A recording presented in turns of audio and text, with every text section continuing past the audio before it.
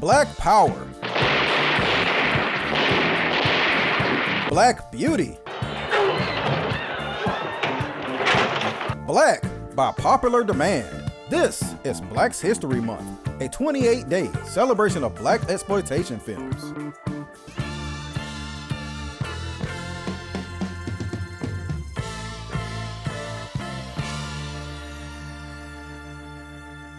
You know, at first, I thought this was going to be another Fred Williamson and D'Urville Martin buddy movie, but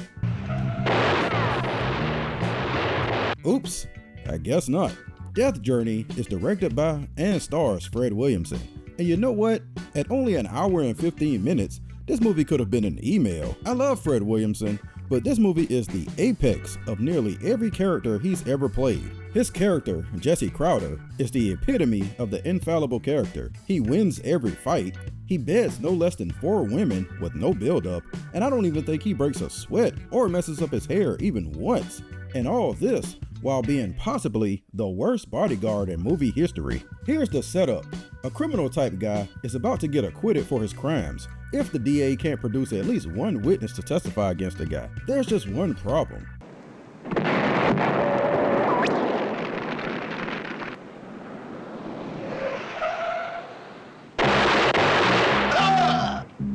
Yeah, they keep going up in smoke. So with no other options left, the DA turns to the last remaining witness for help. Only problem is, the DA is in New York and the witness is in LA. And he knows what's happening to the other witnesses, so he's unwilling to travel to New York. He's promised protection if he would just make the trip. And that's where Williamson as Jesse Crowder comes in, a former cop who takes whatever job pays well. It wouldn't be a super Negro blaxploitation film if it didn't have a dojo scene. Only this one goes on forever. And it's so, what's the word? Bland. Throw a punch this side and watch. Flat, back fist right to the nose. Okay? I'll throw the punch. Go. Nay. Way up. Hard. Ready? Go. That's it. One more time. Ready? Go. That's it. Is this like his real life instructor? And this is just a peek into his daily routine? Jesse takes the job, but I know the whole time he wishes he didn't. Not because it's dangerous, trust me, he has no problem with that. I would say it's because Finley, the witness, is so annoying. Only one man? Listen, boy, I'm not leaving here without more protection. You're gonna need protection from me if you don't move it. I don't know if he's just bad at his job when he leaves Finley unprotected sometimes and just walks away, or if he's just hoping Finley would die so he could just give up and go home. Thankfully, it's broken up by the constant impromptu sex. There's the girl who picked him up while they hitchhiked and invited these complete strangers to her house.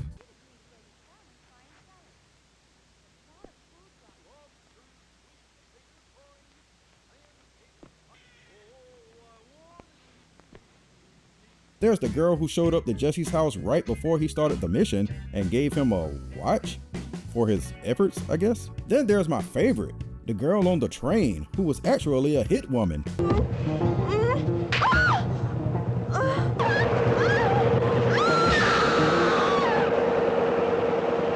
Have a happy landing, bitch.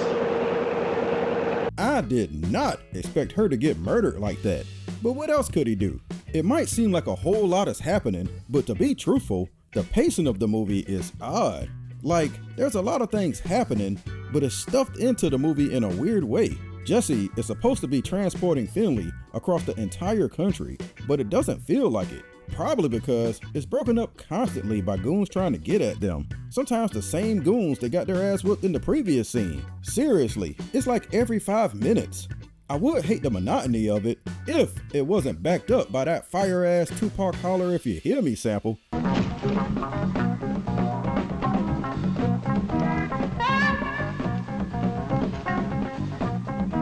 It's like it's the only song they had the license for.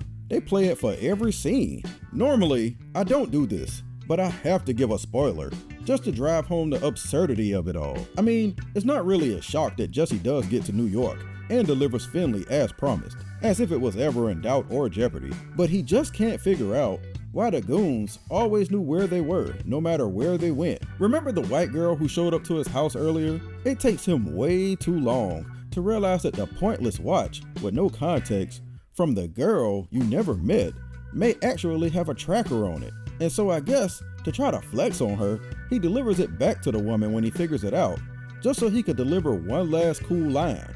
But then,